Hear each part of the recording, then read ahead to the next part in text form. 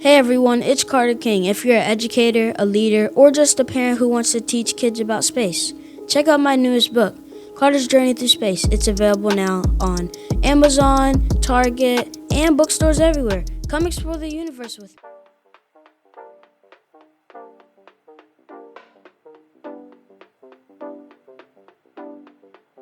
Welcome to another episode of the Contagious Culture Podcast. I'm your host, Kyle King, and the goal of this podcast is simple: to help you create environments where people thrive. Through real conversations, practical strategies, and powerful stories, we equip leaders, educators, and change makers just like yourself to build cultures rooted in purpose, performance, and authenticity. Because culture isn't something you talk about, it's something you live. This is the Contagious Culture Podcast. Let's get started. Welcome back to another episode of the Contagious Culture Podcast. I'm your host, Kyle King, and the goal of this podcast is to help you create environments and ecosystems where people thrive. Look, I have one of my good friends that's going to be joining us today. Tracy, how you doing? I am great. I'm excited to be here, Kyle. I'm excited as well. I know we had an opportunity to connect many times. You blessed us with your presence on the podcast-a-thon last November. I feel like that was many moons ago. And you're just doing literally phenomenal work. You're a phenomenal human being. And I'm super excited for everyone that listens in, that watches the video, to really just be able to learn not only what you do, but who you are, because there's so much light in who you are as an individual. Viola Davis said something last week that really spoke to me. She said in a speech that she was giving that purpose is not what you do. Purpose is how you make people feel when what you do. And you are that person that every time that we talk, every time that we connect, I feel inspired, I feel empowered, I feel reflective, and it forces me to really slow down and allows me to really be, so that I can be able to be better, so that I can be able to produce better. But for people that don't know you at all, or don't know you in the way that I know you, can you describe who you are without using any titles or any accolades? Absolutely. So first, Kyle, thank you. I'm humbled by those comments. So to introduce myself without using any titles or accolades, what I like to do is help people unveil their own potential and to build their confidence so they know who they are when they walk into a room. Mm, And when they walk into the room, that they change the feeling in the room for it to be positive, for it to be productive, and for people to leave and feel uplifted. mm.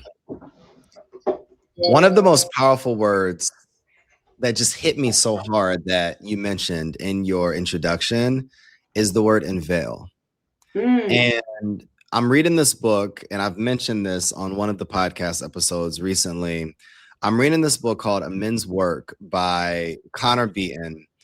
And at the beginning of the book, there's a quote mentioned by the psychiatrist and psychoanalyst Carl Jung, and that success is essentially determined by one word: wholeness.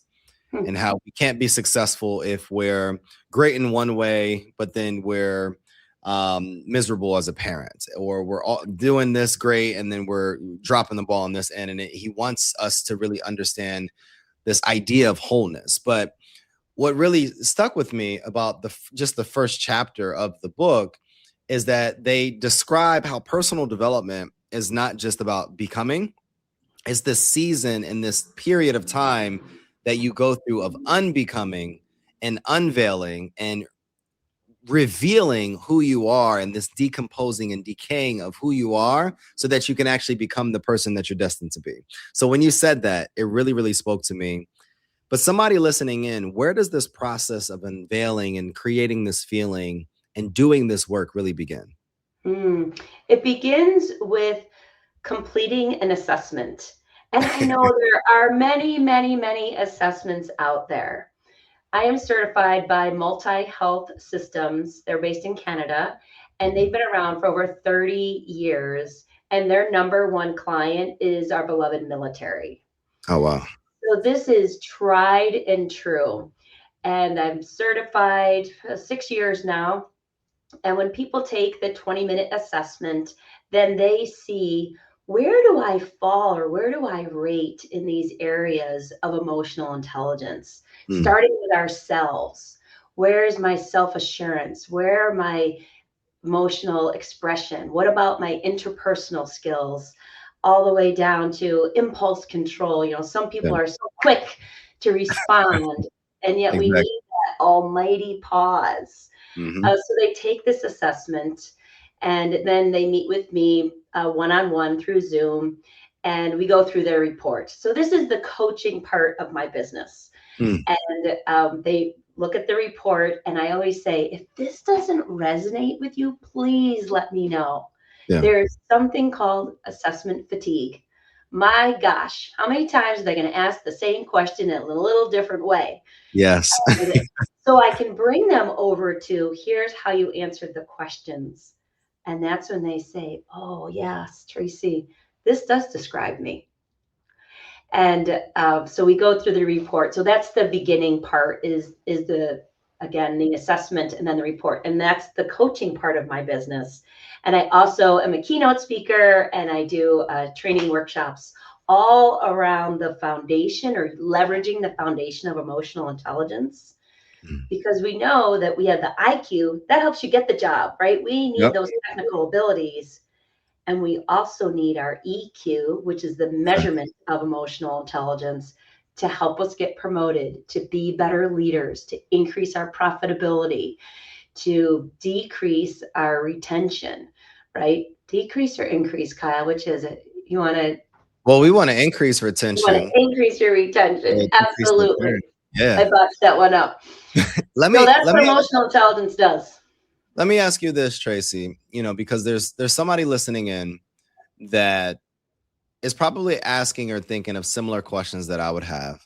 Okay. And my first thought here when you're describing this is, are there any throughways or intersections between leaders that you've worked with that have certain scores that are more productive or better leaders in cultivating the cultures within their organizations that create psychological safety?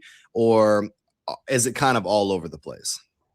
Great question. And my number one response is, the more empathetic leader, the more people are going to stay at that organization. So Really? empathy is the one, especially COVID, I think, taught us a lot about that. I'm that leader that knows nothing about emotional intelligence. I'm that leader that's been working in this job for 25, 30 years, been managing the team and believing that everything's okay. Do I just begin with taking the test, or is there certain things, a mindset and attitude that I have to impart before I even approach this test so that I'm willing to actually do this work after the results that I receive? So the number one thing that one person needs is an open mind. Mm. Are they taking this assessment because somebody told them to? Or are they taking this assessment because they want to unveil their own potential, that they want to see, where do I fall in these list of 15 different categories? Where do I fall? Where are my strengths? Because I always start with honing in on people's strengths. Yeah. And then where are those areas of opportunity? So it's having that open mind. I mean, you certainly know you can't coach somebody if they don't want to be coached. If they're I told, agree. you must do this, that's right away. People are like skeptical. Why are they doing this? They could go down a rabbit hole of negativity. So let me ask you this, Tracy. I was having a conversation with my dad this morning at breakfast, and he's definitely a boomer. So they have their own philosophies on therapy as men and that whole generation and how it's not effective. And what would be the difference between someone going the EQ way and then someone just going to getting a therapist as well? Sure. So I am not a therapist. Yeah.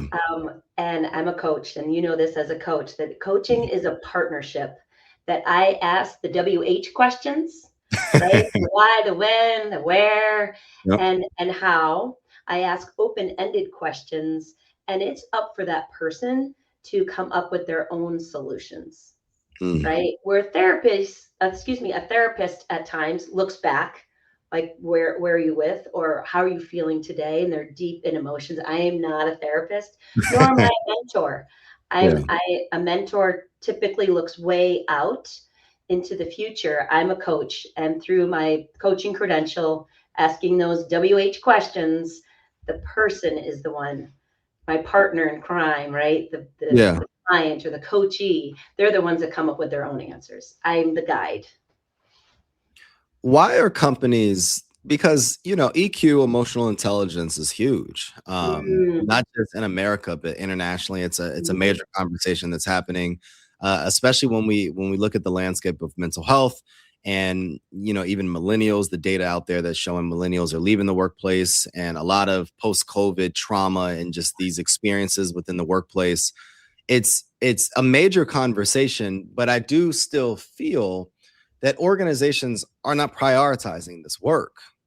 Why is that? And what can we do as leaders to debunk these myths that productivity can still work and be driven forward without really focusing in on the psychological safety and emotional intelligence across mm, teams? hmm. Why aren't people tapping into it? This is Tracy Solarek's view. I believe people are just getting to work and they're going through their task list, or maybe they can't even reach their task list. They're Mm, just putting out fires all day long. They're putting out fires. They're going to the shiny object. And maybe they think for a moment, gosh, I really have professional development for my team as a task for this year, a goal, but they're so busy. We're too busy. right. And to take a step back and to say, what does my team need? Or more importantly, what do I need to do as a leader? Exactly. Where are my blind spots? So one avenue is to go to emotional intelligence and take the assessment. A second one, and I'm also certified in this, is a 360. And a 360 is exactly looking at around yourself. I take the assessment, so do my peers, my supervisors, it could be your board of directors, your direct reports, and you look at all of that data compiled together to say, aha, I see Ah, how other people see me. But interesting.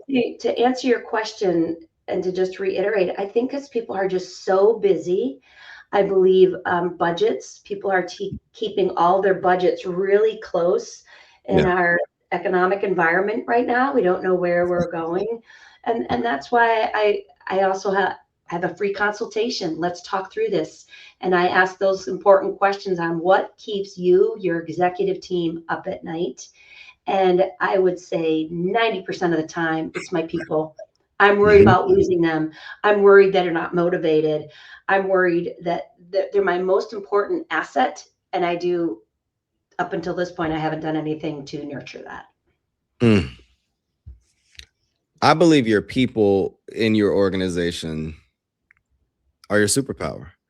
And I want organizations to really listen to what's being shared, because if we're not investing in our people, then we're leading our organizations to a place where they won't be able to be thriving. They won't survive, especially um, in the global landscape of this very competitive landscape that we're experiencing right now. Mm-hmm. What first pulled you into this work in the first place? Like, what was the moment? What was, you're the EQ queen, is what I like to call you. Thank Um, you. and I believe that if we are not really focusing on the EQ, we can't really be better leaders. And then if we're not better leaders, we can't drive our teams forward. And if we're not driving our teams forward, then we're not going to be able to drive our organizations forward. But what first got you into this work? And then, I'd love for you to even continue to expand on that and talk about like your younger self as a professional. Like, what was one of the biggest emotional intelligence skills that you needed to develop? Wow, that is packed. Those are packed questions. Yeah. So my story is I received a 10% salary increase in July. Okay. 10%. That's pretty good. Yeah. In September, My boss and the HR manager came to my office and they said, "This is your last moment. Pack up your things and leave." So in July, you got the 10% increase, and in that September, oh my goodness. And in October, I was getting married. And that's when I said to myself, okay, I need to work through all of these emotions. And gosh, now I have time to spend more. I have more time to spend on the last minute details for my wedding. So my spouse then said, "I'm retiring. Tracy, what can you do that's virtual?" And I went, "Okay, what can I do that's virtual?" I thought of disc training. Many people have heard of the disc program. And I researched that and I thought, there are a lot of people certified in disc. I'm like walking into a landscape of competitors. And I reflected on emotional intelligence that a friend had brought it to my attention. And that's when I became certified. And when the trainer told me, "Tracy, you will not be able to have a successful career as an emotional intelligence trainer." And I said, "I'll prove you wrong." I like it. I said it to myself. So in telling that story, I hope that people see and hear all of the different emotions that I went through just in that very short time. And unbeknownst to me, I started my company during COVID. It wasn't intentional, but then I thought, how do I turn that around? And it was the CEOs that I worked for in the the capital region. They know me and they had time. So they took the time to learn about what is Tracy doing now. And the reason why I just tripped up with Albany Catholic is my number one client when I first started was the Albany Catholic Diocese. That they hired me to be the keynote speaker and give a workshop and do the assessments for 50 members of the Albany Catholic Diocese. Wow. And then it was so successful, they received their grant a second year. So I did it 2 years in a row. So that's 100 members of the Albany Catholic Diocese that I have worked with. I'm very proud of that. No, that's amazing work. You know, I think like we can really learn a lot from leaders. And I believe that there's a throughway, whether you're in religious establishments, corporations, nonprofits, educational institutions, great leadership, there are certain traits across the board. Yes. But in your experience coaching leaders across the board, what is one of the biggest, I guess, emotional gaps that you see in leadership, especially today? Emotional gaps. Or even emotional intelligence. Yep. The number one thing is people don't know how they're being perceived. And it's that self-awareness that they're just, again, going into that workplace and getting things done and not thinking through, how am I showing up at work today? How does my mood affect other people, especially these high leaders? They don't realize at times how they truly, truly impact the entire environment. That's good. So yeah, people just don't realize how they're showing up. And also I'm going to add to that, I don't think people really consider their personal brand. So is your personal brand the person that comes to work? "Good morning. How are you doing today? Hey, how was your weekend?" And not just how was your weekend, but I understand that your daughter was just in a gymnastics competition. How did they do? Like building those interpersonal relationships versus just being that taskmaster or going after that shiny object or putting out that fire. I love that you mentioned that because working with organizations, I know a lot about your leadership philosophy and your style right when I walk in the front door.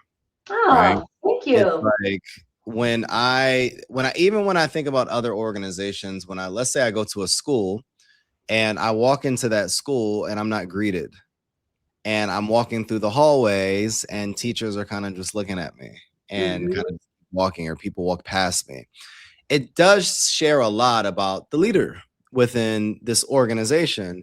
And I love how you mentioned something very simple, just not being a taskmaster, but being someone that greets people, being someone that asks people about how their weekend was, and being genuinely present and interested in the actual conversation. When you think about the work that it takes to be able to transition an organization from one that is focused on task and productivity, but to then being able to be one that is built on presence and inclusivity and conversations and listening and psychological safety, what do you think it takes to be able to get from that point to this point? The determination of the people in the room. Mm. Tell me more. That I can work with people and I can share all of these different ideas, and we can work on vision boards, and the mission of the organization. But number one, I need people to come into the room and be ready, and to leave their egos at the door, and for them to say to themselves and to encourage the other people in the room, I'm here for change. That's good. There's a leader right now listening in that wants to change the environment, or what I like to say, the conditions in which people work within their organization. They want to start, they want to do the work, but they don't necessarily know the day-to-day steps to take. What are 2 to 3 daily habits or daily decisions or behaviors that they can begin to implement today, so that beginning tomorrow, when they go out and try to do this work, it can at least start planting seeds of transformation within their organization? So for me, and my advice to others, and as you know, as a coach, we don't give advice, right? We partner with people. I would say, where is your mindset? And what do you need to do to get into your mindset for the day? For me personally, it's wake up, God willing, do some stretching exercises. I read motivational books, and then I journal. And I find, do I do it every day? No. But I find if I walk away from that and I'm not doing that routine, I am turned upside down, and I'm the one that's just putting out the fires, and I'm maybe doing some things on my task list. So my goal is to always be centered. And when I'm centered, that's when things explode. The other thing I'll offer, if I may, is I don't know if you know, Kyle, that I am a vocalist as well. I did not know that. So I hum this song to myself, and I've also started my keynotes and workshops with a phrase. And may I just sing that for you? Let's do it. Because this is the thing that really gets me centered. You've got to get up every morning with a smile on your face and show the world all the love in your heart.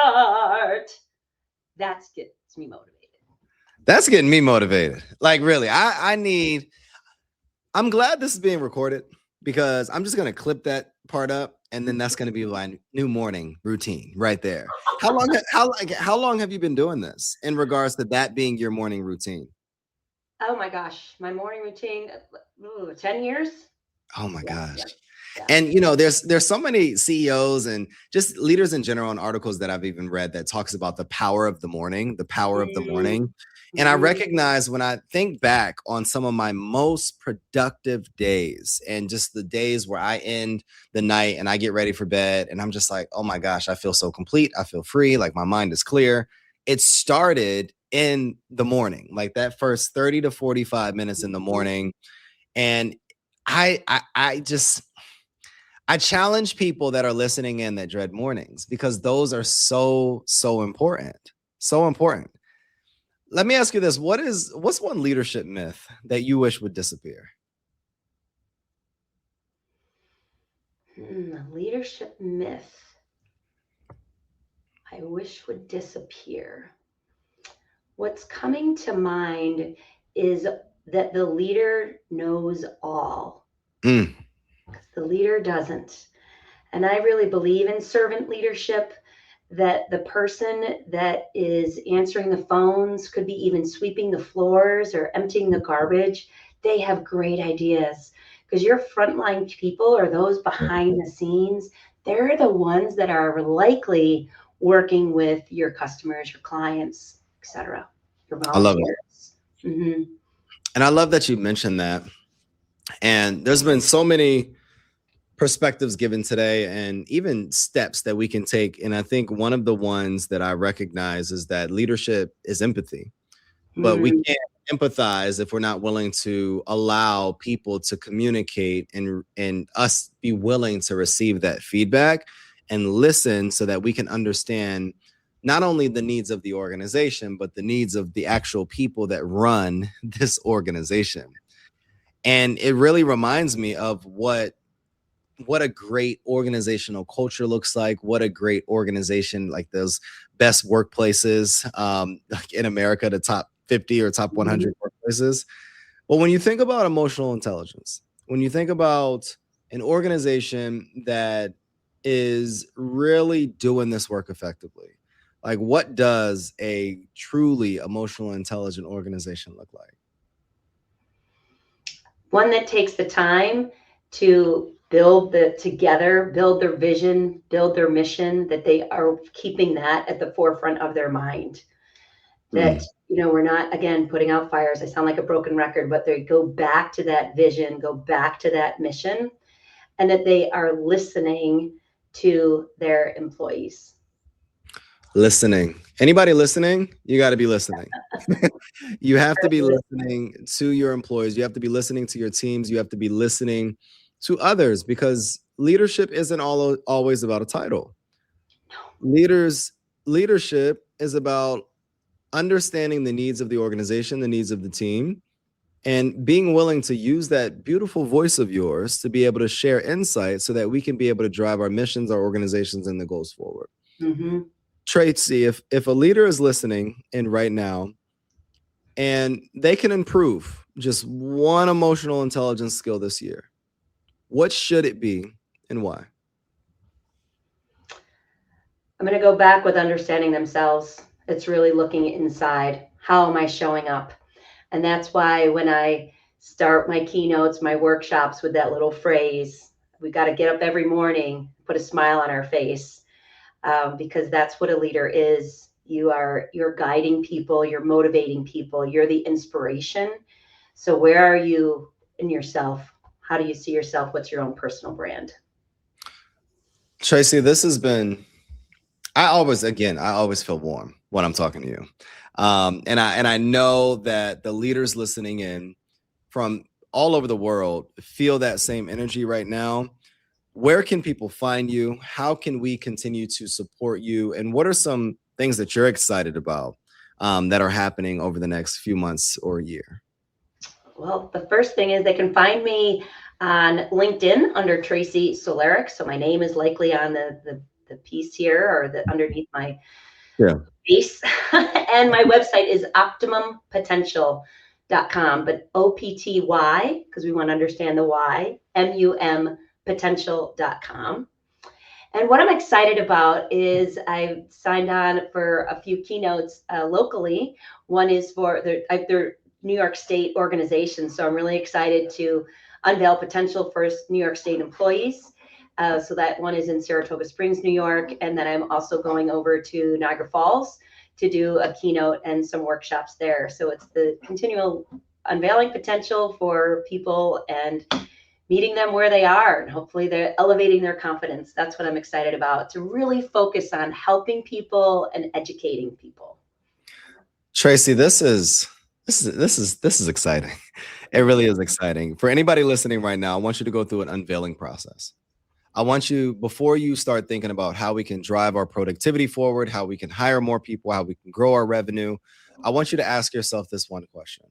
What can we unveil about what we're currently doing that is not meeting the needs of the people that are contributing to our team? Yeah.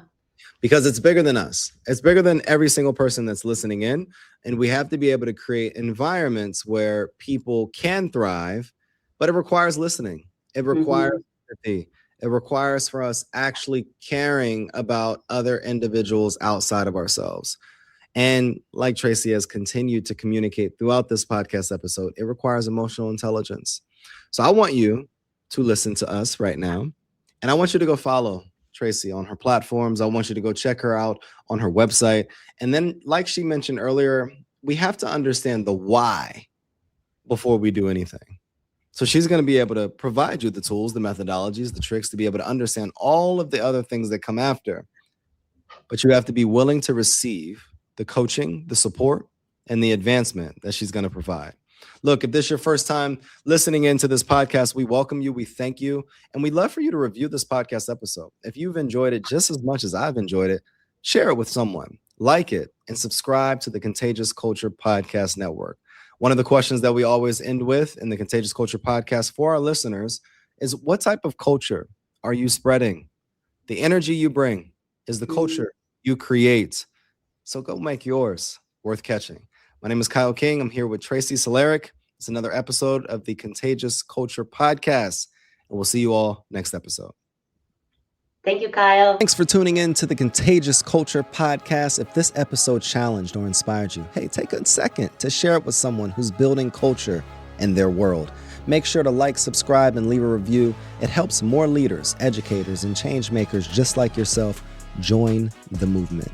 You can connect with me on LinkedIn or YouTube at Kyle S. King for more tips, tools, and methodologies to be able to help you create this ecosystem of absolute excellence. Until next time, lead boldly, live intentionally, and remember, your culture is contagious.